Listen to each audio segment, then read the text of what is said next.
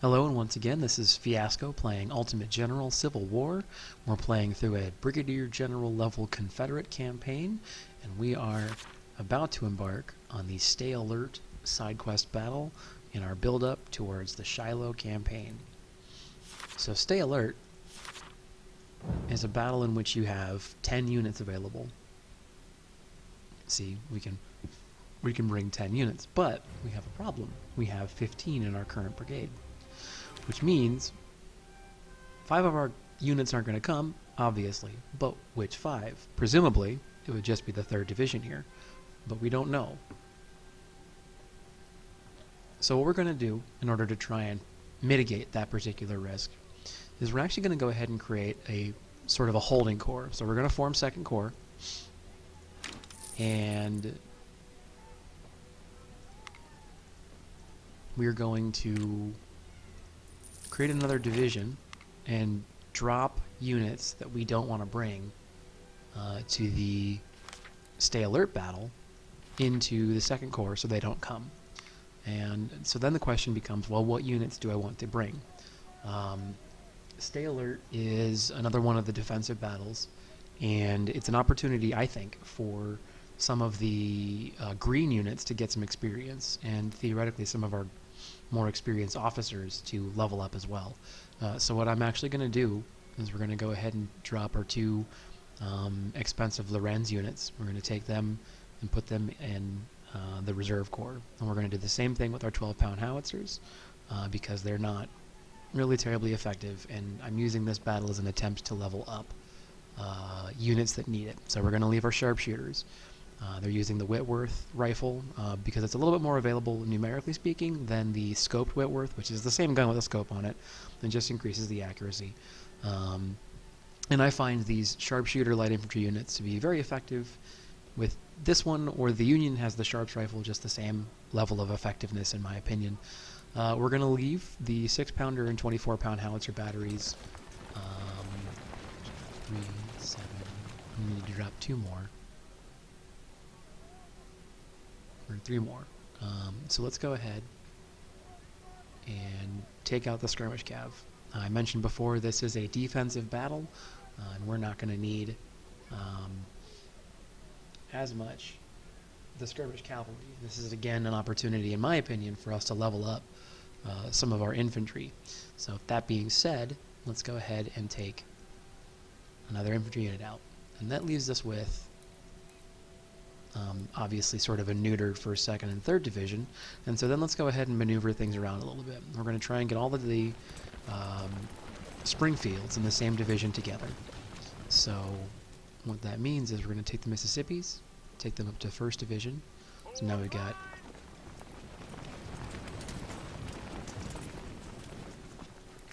all of the Springfield armed, or sorry, the 42 armed infantry units are in 2nd Division together. And why this is important is if, I didn't properly name 6th Infantry, looks like, because they've gotten an upgrade. Okay, so good catch. What this means, if any of these units take casualties, or lose an officer, more importantly, I can fold the appropriate officer back into its parent unit, and it won't lose another unit in a division, and it won't lose too much experience in the process, so or efficiency. So it's all 42s here in this unit and all rifles here, and that's actually just fine. And we're going to have the opportunity to basically use these guys here as a kind of an anvil, and then use 8th, 7th, 9th, and 10th infantry as sort of an anvil. And then obviously 1st and 3rd artillery are going to be supporting, and 1st sharpshooter are going to also support. And my hope here is to get the sharpshooters a good deal of experience, but I have to baby them because I only have 11 weapons available with which to replace any losses. And then we're going to prep up for the battle at Shiloh and probably call it here because Shiloh's kind of a long battle and I don't want this video to go on forever. So without further ado, let's go ahead and jump into Stay Alert.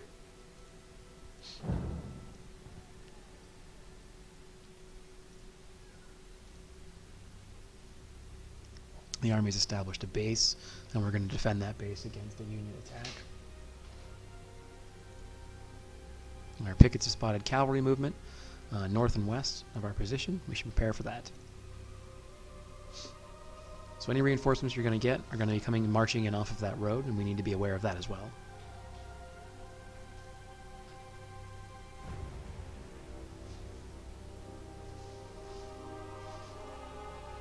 Okay, so this is what we're going to be starting the battle off with. We're going to go ahead and remove everything except for obviously the general and the supply cart. They have to come along regardless. And we want to establish a solid defensive position early. And so we're going to bring along our rifled units with that intention. And then we still have 3 more slots. I'd like to get our snipers in position and the field gun is actually faster, so let's not do that. The 24 pounders are going to be slow, and they're going to want to just bang away the entire time. And then we have just any one of these are all more or less the same. Let's go ahead and just bring that. So that gives us our 6. Alright, so now who goes where?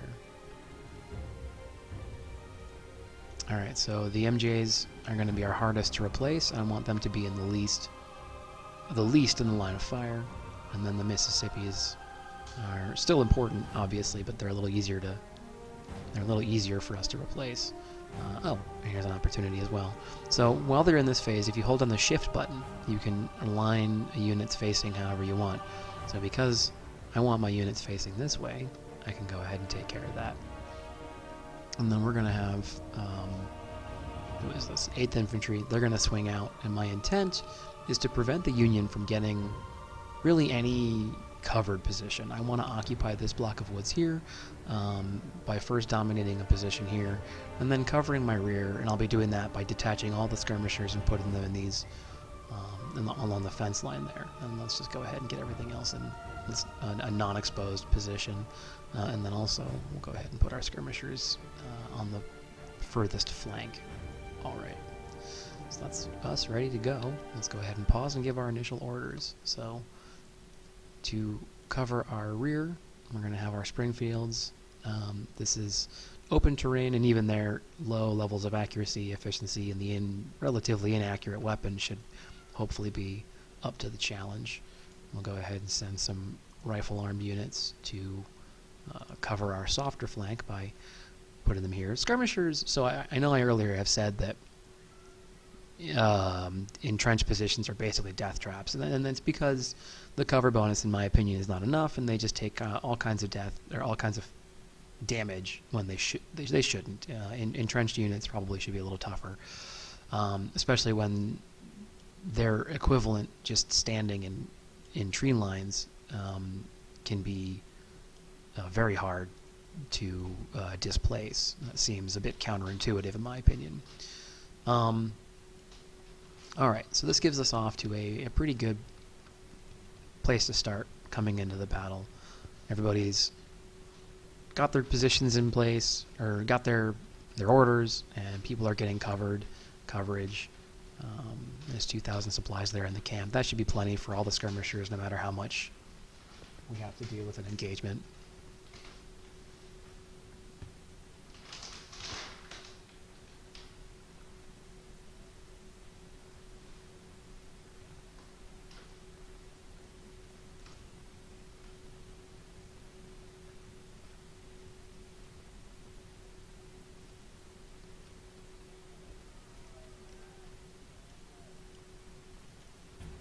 And then we are going to detach our own skirmishers from 3rd Infantry up here. And the idea is, again, that they just can see farther than their line infantry brethren. And again, the desire is to also screen my sharpshooters. I want them doing good work, but I don't want them taking as little fire as humanly possible. So I'm concerned about my flank here. Possibly concentrated cavalry could operate here, but I'm not terribly concerned about the depot.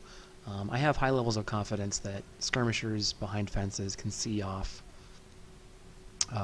cavalry, especially rifle-armed skirmishers, especially because this terrain here is basically wide open and there's not really any place that they can approach in secrecy or cover. And it seems that the AI understands that as well.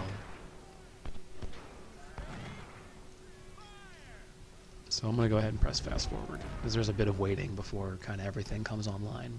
Union infantry's coming in.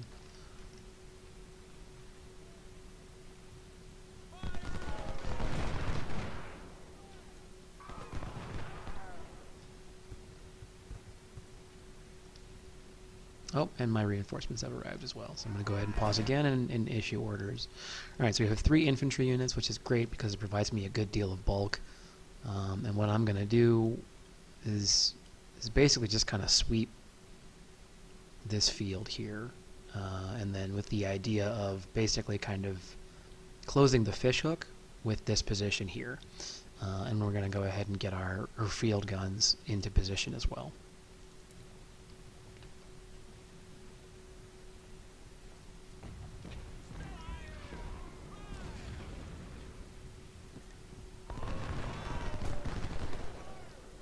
So despite having muskets and firing at skirmishers, it seems like 8th Infantry is trading pretty effectively against skirmishers.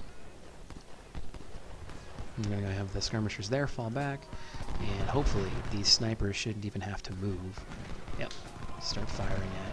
So they're doing exactly their job. Those skirmishers basically exist entirely to screen the sharpshooters, and as you can see, they're not getting really great effective use of their weapons, but that's right now kind of not the point. The intention here is for me to get them experience in the field, experience shooting their weapons, and will hopefully increase their efficiency and their skill. So later on they can be a little more effective with them.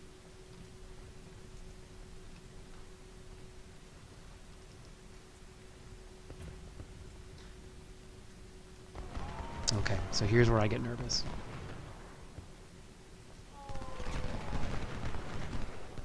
There's a bit of a gap here that I'm nervous about. My line isn't really in position yet, and the howitzers are doing their job, kind of covering the gap. But we've got to see if we can't turn that back, because I'm also concerned about Timony's battery here. I don't know what it is, but it's obviously big. Now, it being out in the open is great, and I've got great covered position here. 81%, 85. Like, this is a solid defensive line, and they don't really have anywhere nice that they can kind of stand and trade shots with me. Wherever they're going to be, if they're in range of my weapons, they're going to be taking more losses than they're giving no matter what. The question is, can I get my position, my troops in place in time to prevent what I'm afraid is going to happen right here? And the answer appears to be no.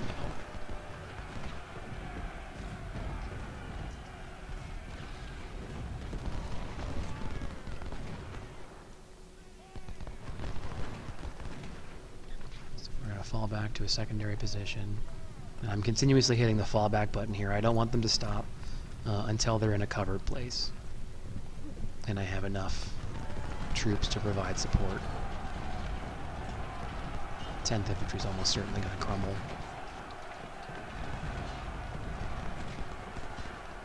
It's okay.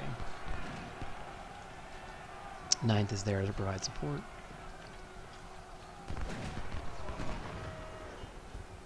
Crushing cavalry charge on my flank there. That's rough. So to the front, their efforts have largely been stymied, and the skirmishry snipers here are going to be able to hopefully reap quite a healthy toll on the artillery. Let's go ahead and get my screeners in place. I don't want to be taken by surprise. Whitworths are expensive. Skirmish infantry themselves are not terribly expensive to replace, but their weapons absolutely are. And experienced, trained ones are even worse.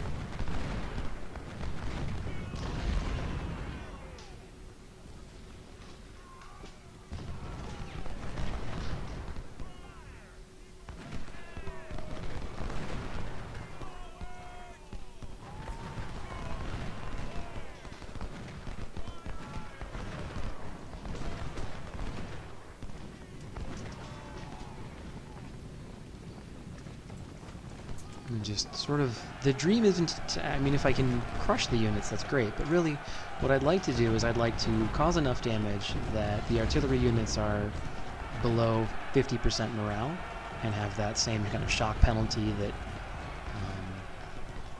you'll sometimes see with other units where they drop in their efficiency or their morale and they can't get off an effective volley.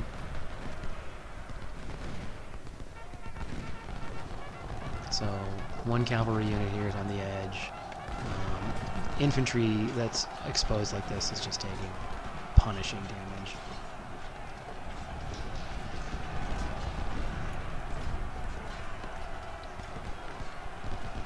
But cavalry lacks the durability or stamina to kind of make a lot of these offensives of theirs stick, and that's sort of the dream.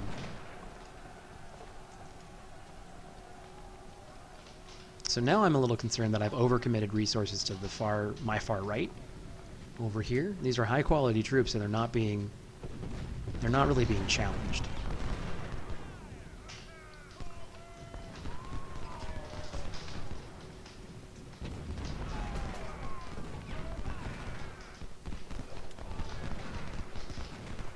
And part of that is almost certainly the placement of the use of skirmishers to sort of collapse the artillery position, and if their infantry is going to remain unsupported like this, then it's going to have really no choice but to fall back.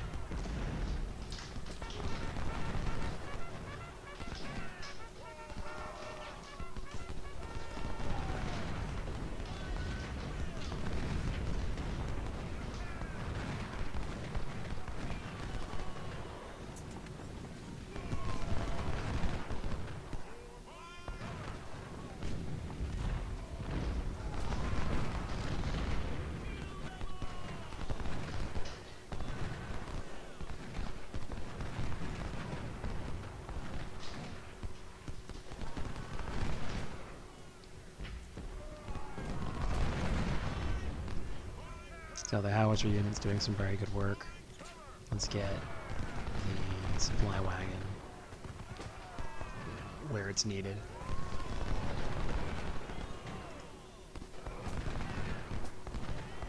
So 169-to-1 kill ratio for the sharpshooter unit, and it's almost all been in against artillery units. And it's not very effective, that whole volley out 10 guys, but what's very interesting is that they're out in the open field, they're directly shooting in a unit, and because they're so far away, the enemy still can't see them.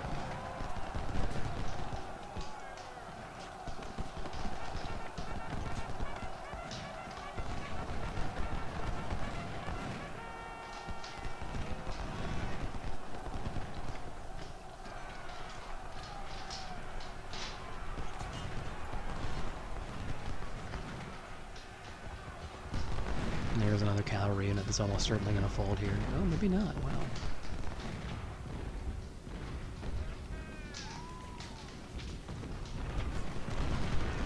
Alright, let's pull back the sharpshooters. I don't want them exposed.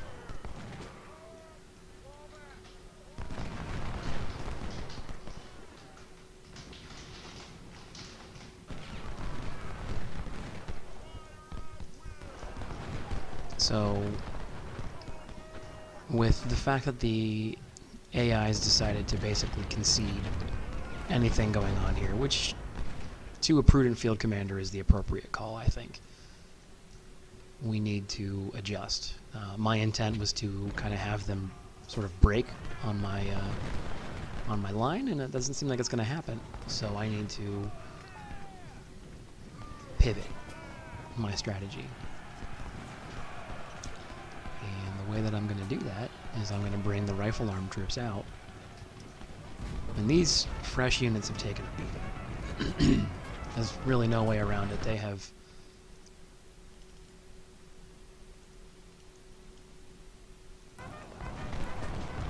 really just been getting wrecked. And it's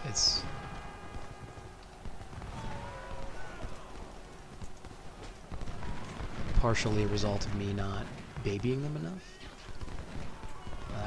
That was dangerous.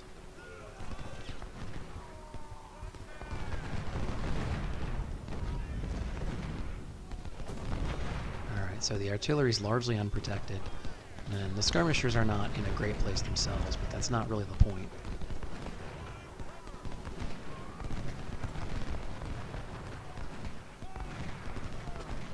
The point is that I'm going to be able to deliver infantry units directly into artillery batteries, and then more importantly into covered positions behind the federal position. Which essentially means there's what? Like about 10,000 infantry completely exposed with nowhere to go. Theoretically encircled.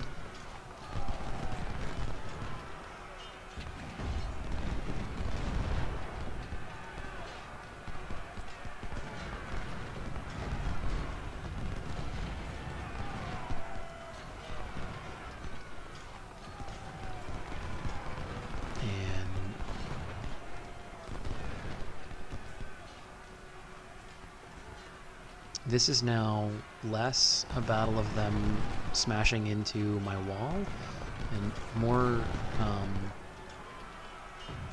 a battle of maneuver. Where do they have lines that they can operate safely? Where can they be without taking undue risk?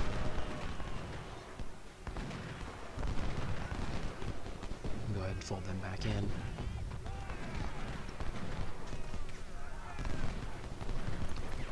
I'm gonna get that battery taken care of. I don't normally like charging melee or infantry into melee, but in this instance I think that it's warranted. The numbers are sufficiently in my favor, and if that battery has a chance to shoot, it's going to be devastating.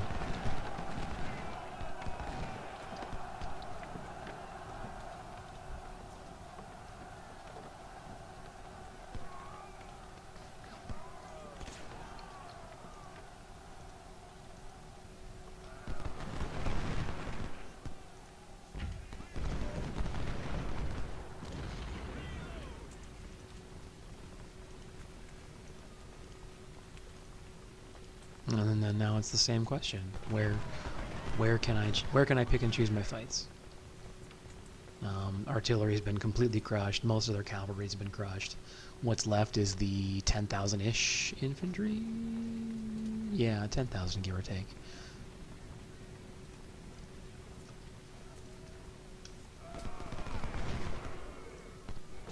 So the Whitworths are closing on 350 in terms of kills.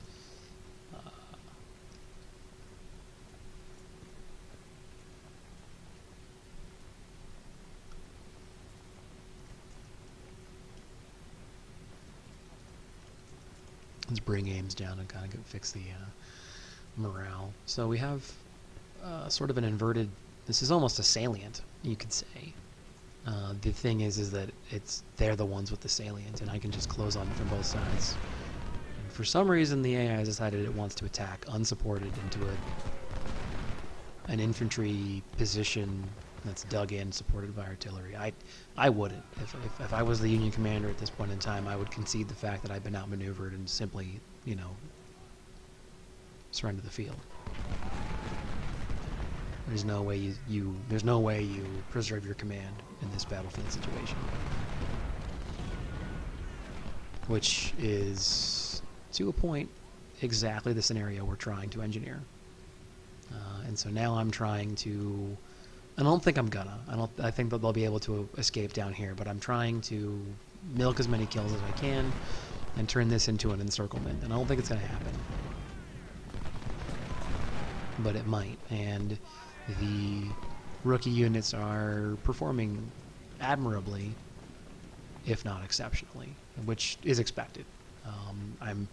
It's going to be expensive to replace these losses, especially in terms of guns, but hopefully I will have captured plenty here. I'm assuming the Union is still using Springfield 42s, but you never know.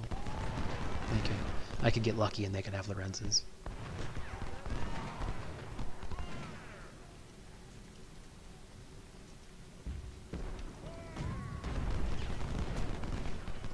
So we have a central position here, and now I'm pushing the flanks wider on both sides. And I'm maneuvering in the open, which I'm not usually a fan of, but this is the point where I can theoretically kind of close the trap. These units aren't going to be able to stand up to prolonged fire.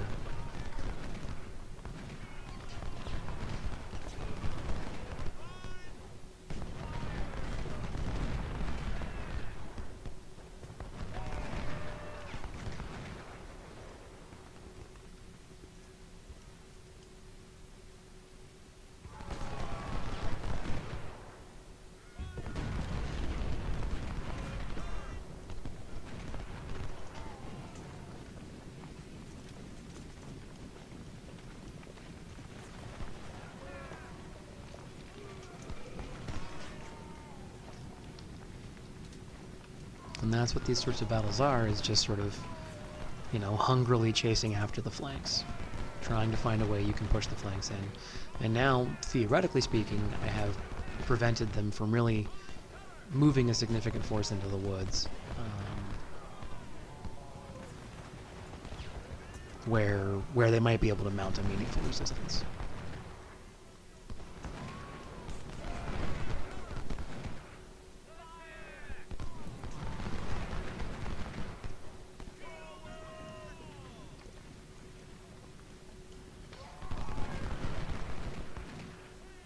I'm trying to make this position not terribly threatening. If I come in with these 3 units and start crushing things, yeah, and then this is sort of the risk that I was going to run, is that they might find a way to get to before I could close that.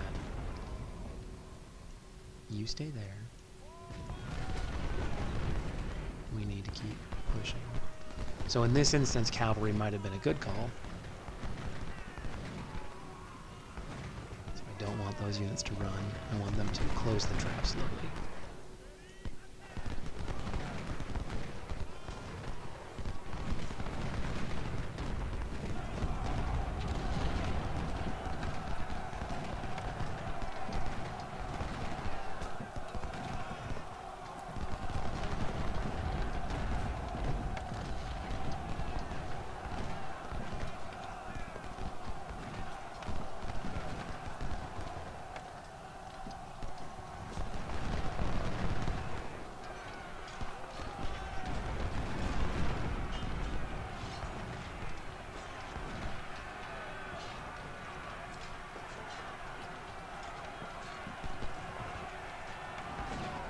Oh, that's weird.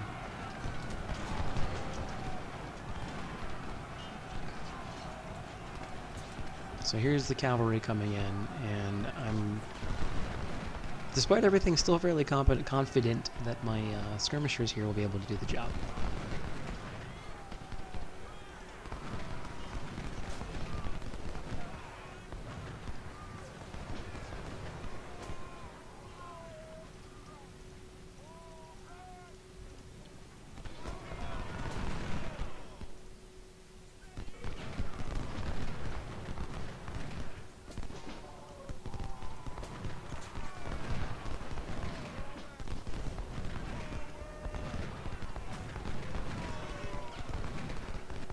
Just always trying to harass the flanks.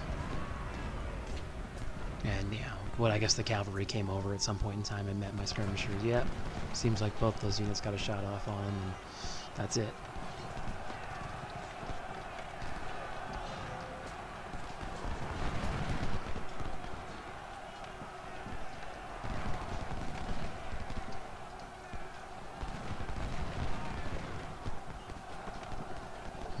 Tuttle's already begun to sort of rally, which is interesting.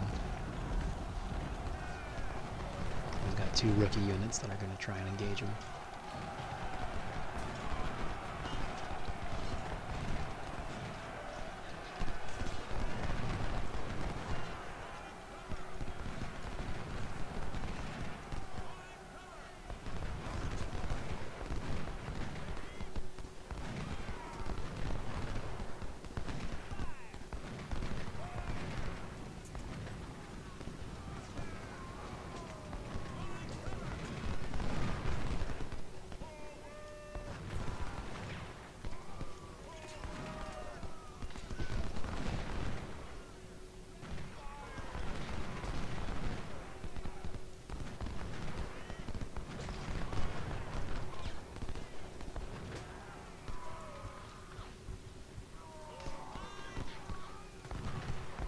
Alright, so this is messier than I was hoping in terms of the encirclement. It's working, but I would have liked to catch them out in the open, and this will be a longer, messier process than maybe it could have been.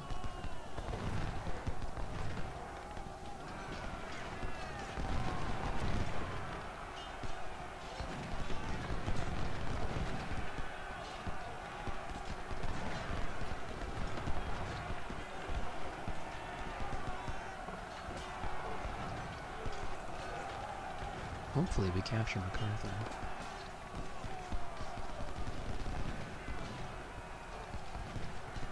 I think it's clear Tuttle's not going anywhere.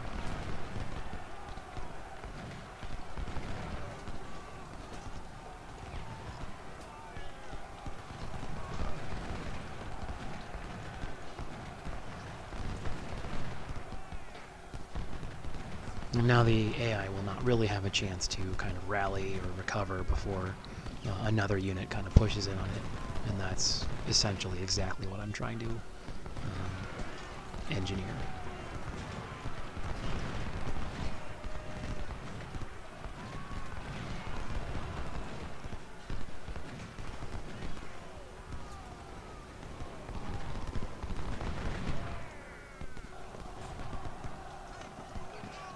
Nope, another instance of routing through someone, because that's a thing. Oh, and Tuttle appears to have shattered. Let's just confirm that. If that's the case, I can... Nope, he's still here. Okay.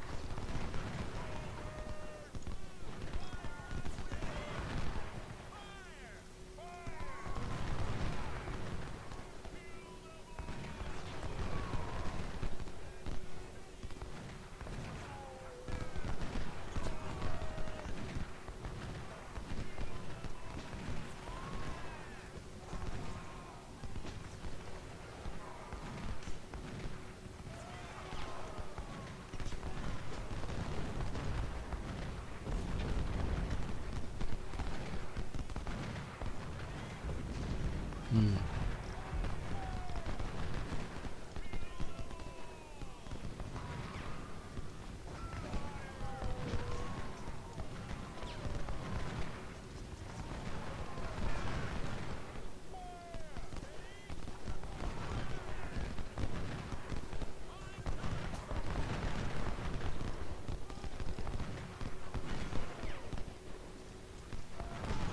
And hopefully this will prevent the AI from escaping. And I suppose let's try and back up 6 infantry and see if we can't reverse them into that supply wagon. Just sort of, there's no particular reason to do it, but, you know, why not, I suppose.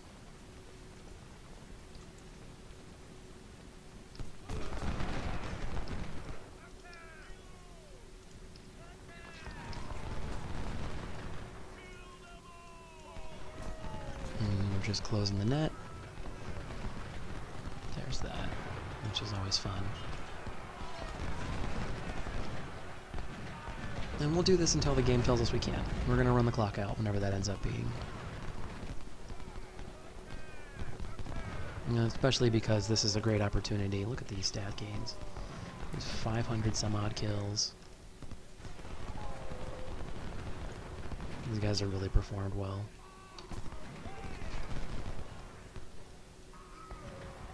And then it's a little gamey, but they're kind of pinned against that edge of the map there. And these units will just sort of grind them into dust.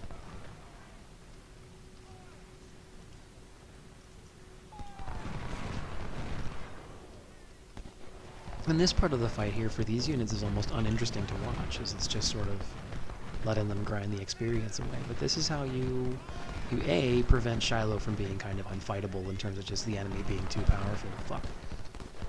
Back up, and away. That's also a fear. Okay, good. He's gonna wait and try and go over the river.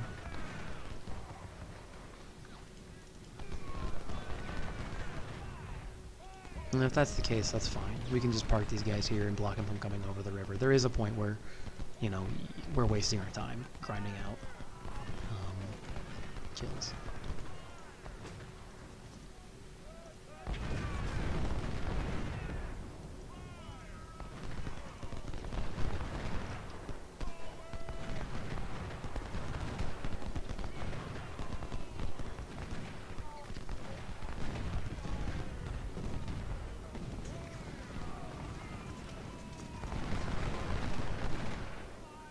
These units are going to get a lot of experience here. This is a battle that could not be going better. Actually, I'll bet the Whitworths can just keep on firing away right over the river there. And if that's the case, I'll give them the tools to do it. And we'll get that sniper unit way up there in terms of experience. Look where their triangle ends. Way far out there. It's not quite as far as artillery, obviously, but it's a ways. They've got some real reach.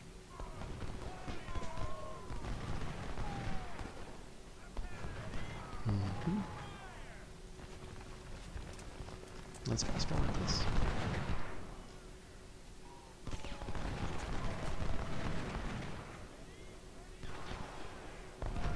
Just keep an eye down here, make sure that I don't see any blue coming very close to any of my red units. And we'll just let our units continue gaining stats until the game tells us we can't anymore.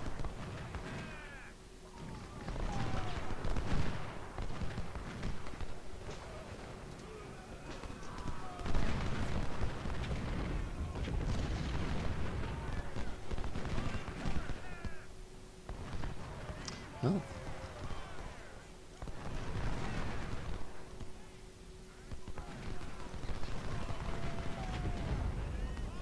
Of course.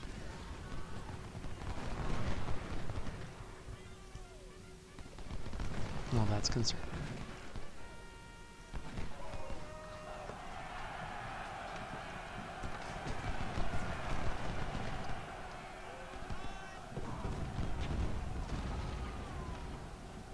These poor guys can't even charge their way through skirmishers. That's depressing. They got another 70-something kills for 18 of their number.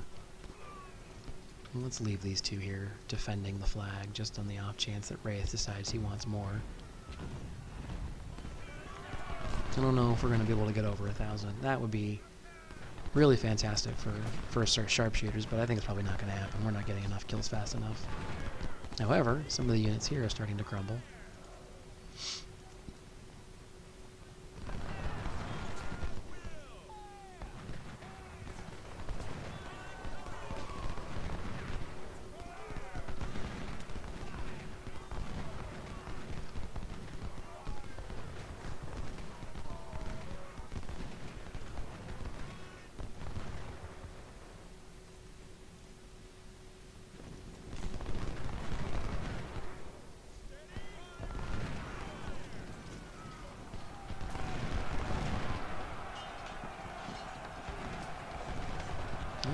Another retreat through. Totally a historical situation. Absolutely happened all the time in real life.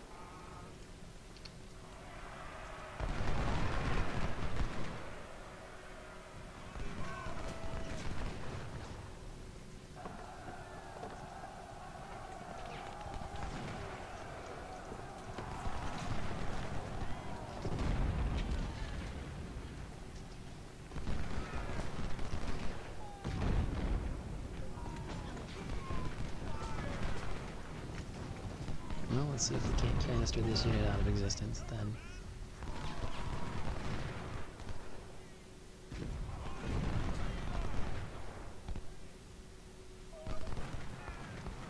Yep, one of them did. There's that. Okay.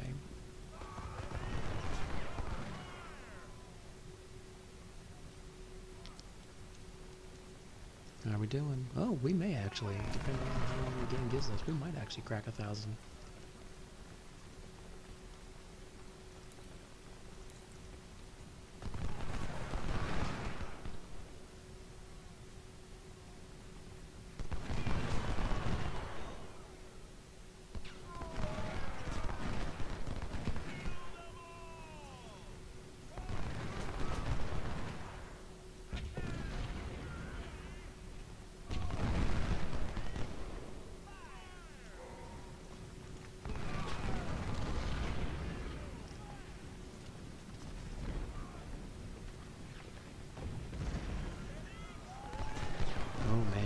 be exciting.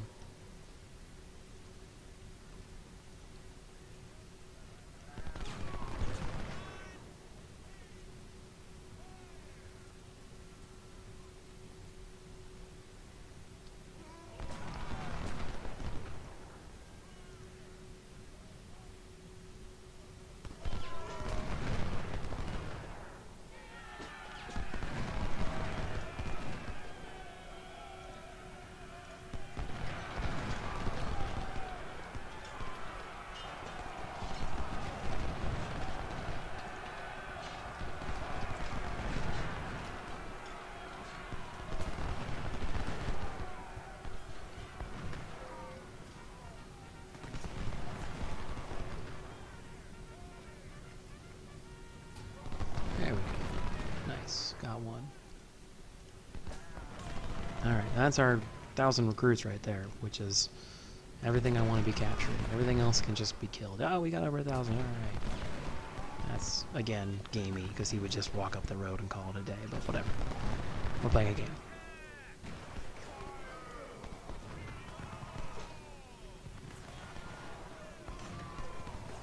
So, let's fast forward some more.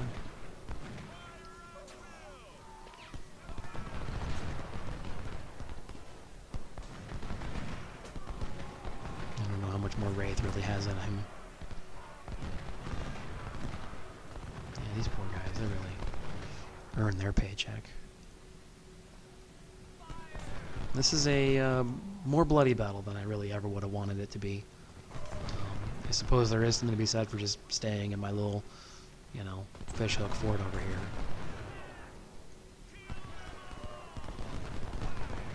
I don't know. I think I can make good on these losses and then go into Shiloh with, you know, a really strong army and have inflicted these pretty heavy casualties on the enemy. Should make Shiloh, you know, bearable as a result. It's already a pretty bearable battle. It's a fun one for the Union, but it's also a fun one for the Confederacy, for different reasons. It can become a game of maneuver, but it's also one of endurance. All right, so just under 3,000 casualties, 2,700 and change for the Confederates, and looks like a little over 12,000 or so for the Union. So nearly complete casualties. They brought, yeah, nearly complete. Let's see. Units performing very well. I'm very happy with performance. Third Field, obviously kind of an underperformer. It's a 6-pounder. It's a gun that I'm going to phase out as soon as I can. It's just I have so many of them right now, it makes sense. Lots of promotions. Excellent. Fantastic. It's going to make all the difference, I think, coming into Shiloh. And most importantly, what did we capture? A unit's worth of Springfield 42s. That's excellent. Recovered 2 of the, I think, 3 Whitworths we lost in the course of the day. And then just some generic replacements for losses. I'll be able to bulk up my cav unit here, it looks like. And then, yeah, no, pretty good. So let's go back, take a look at the camp.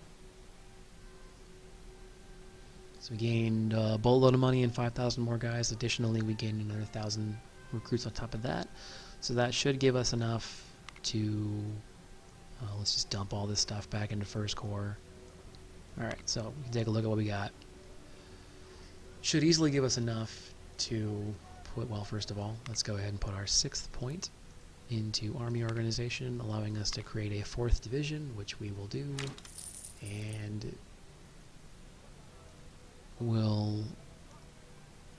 let's take a look at what we got. We have enough Springfields easily that between the shop and then here we could put up 2 units, it looks like. 2 units of Springfield Armed Infantry, and probably 3 units of reborn farmers, which would just be kind of bulk infantry or numbers, which is fine. I don't want to go into the store right now. Morale or reputation of 26 means I have no negative penalty. If I was to buy one of these generals, which believe me I do want, would take me to -1, and I don't want that going into Shiloh. So the sharpshooters picked up a perk. Stamina, speed, efficiency is always good. We don't like morale. Firearms course. So this looks like it would be good, especially given their purpose. But they're taking they're losing 10% off their reload time, which means they're going to be more They're firing quicker, but they're also losing 10% off the accuracy, which with a gun like this is pretty significant. So I'm actually going to give them endurance, because they got exhausted towards the end of that battle just standing there shooting their guns. So that should give them a huge bump. So yeah, nearly a 30-point bump in efficiency. I was able to retain 2 of the guns that I lost in the course of the battle, only purchasing 1 new one. And the sharpshooters are kind of off to what I imagine will likely just be an exponential increase on this kind of a ratio throughout the rest of the campaign. Fingers crossed anyway, obviously. We have our 2 Lorenz units in the 1st Division here, so they're just untouched, obviously, from the last battle. And let's go ahead and replace our losses as best we can without losing any perks in the process. All right.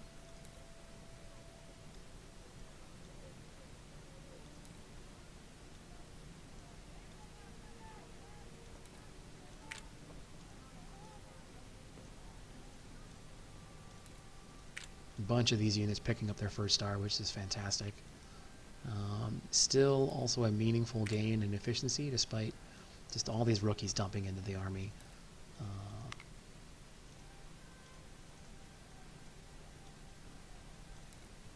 Alright, so we can also add, it looks like, 100 weapons, 100 cavalry to the unit. We're going to do that.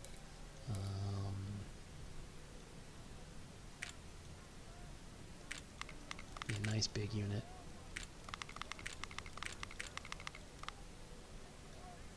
There you go. Still some efficiency loss, which is reasonable given the size of the unit and the fact that the lieutenant colonel probably shouldn't be commanding a cav unit that large. Bump up to cover whatever losses. Okay, they took no casualties, which is fantastic. I think the howitzer unit did, yeah, 1 guy. Okay, or a couple 9 guys. They weren't there. They're bumped up. Okay, so we still have 4,000 men to play with, and I think we have 4,000 Springfields. No. 2,700. Okay. So 1 unit of Springfields, and it looks like 1 unit of...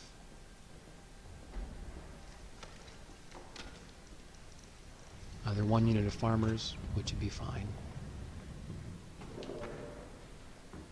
Or maybe a half a unit of palmettos, which would be better, I think. Okay, so let's do that. We have the officer. Plenty of majors hanging out. No one to buy, I don't think. Yep, no one to buy. So, majors it is. We'll use the Springfields we've got on hand. Yes, there's that. And we'll go ahead and do another unit of palmettos. And we're not going to have enough, it looks like. That's fine. So we'll be able to buy at 1,500, I think. Nice round number. And there you go. That creates our, what, 10th, 11th, and 12th infantries. So we're not going to bring the full 20 units.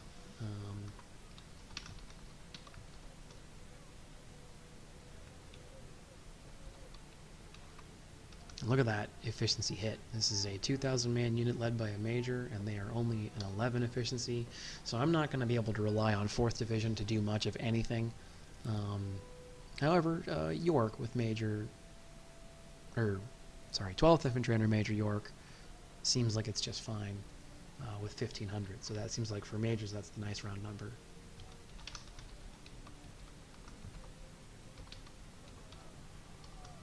So I'm going to need a baby 11th Infantry. Let's take a look at some of the efficiency gains for the units that were at that battle. So 3rd Infantry gained quite a bit of efficiency even after all the recruits from 28 to 37. That's great. And they're also, we'll call it an MJ. That's probably fine. Good for them. 5th Infantry jumped from 24 to 31. These are some big gains.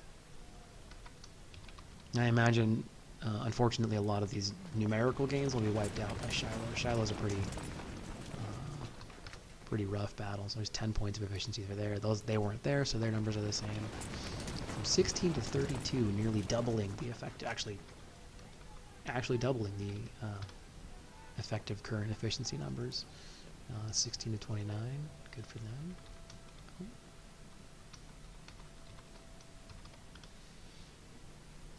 And another deal with 29. Seems like 29 is the... Unless you were a real high performer in the last battle, 29 seems like the way to be. They weren't there. They weren't there. Minor gain for third field. Not terribly surprising. Shiloh's another hard battle for artillery. It just moves too much. The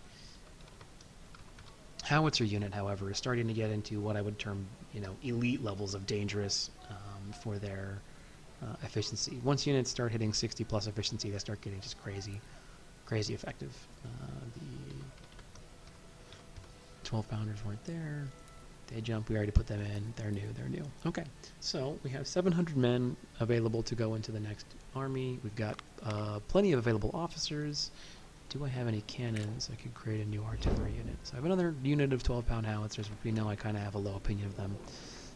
But it would be a unit in the field that would be getting experience. So there's that to think about. Cavalry-wise, I have enough to create a sword cav unit, and enough men and numbers to do it.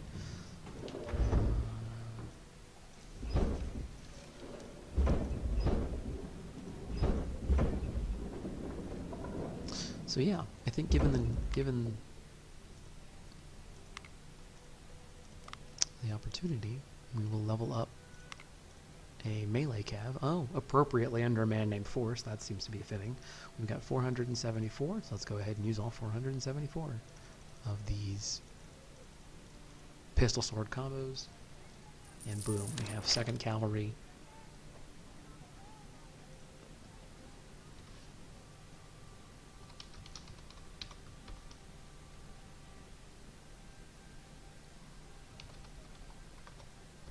Colts.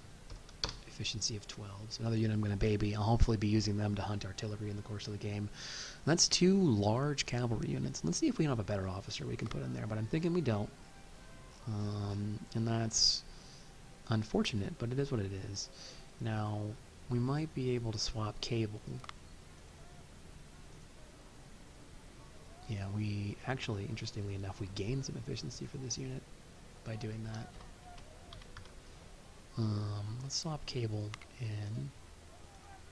And yeah, that shores up their deficiency coming from having too few men in the unit. And we don't have the point where we have any generals commanding individual units yet. We theoretically could take General Hodgson's and drop him into unit, but I don't think we can replace him with anybody yet. So there's no one of appropriate rank to lead a corps, which obviously makes sense. So this is the army we're going to have taking into Shiloh. And I mentioned before the numbering would get jumbled up as I pulled in units and took out units of individual task forces. And here you see 3rd, 5th, 6th, 1st, 2nd. There's all kinds of messed up. And I like this, kind of creates this look of, you saw historical units of orders of battle would have the units and numbers all jumbled up. And I'm guessing it was either, they assembled the divisions or the corps with what they had on hand or what became available, and there was maybe the 1st Infantry was a unit that had been there for a while, and then they got joined by 10th later on, and that kind of thing. So the numbers will keep getting moved around and mishmashed and so forth and so on. And I like the story that it creates where you kind of see I don't know, this is a game about history. This is sort of a historical role-playing game, I call it. And you're telling a story here, the growth of your General Ames's corps. I mean, I suppose it's really, where is he? It's Fiasco's corps, but unfortunately poor Fiasco down here is just running a division. Anyway, I'm rambling. I'm very excited for what's coming up with Shiloh. Thank you for sticking around this long, and this has been Fiasco, division commander for the Confederacy, saying thank you and have a good night. And this has been Ultimate General Civil War.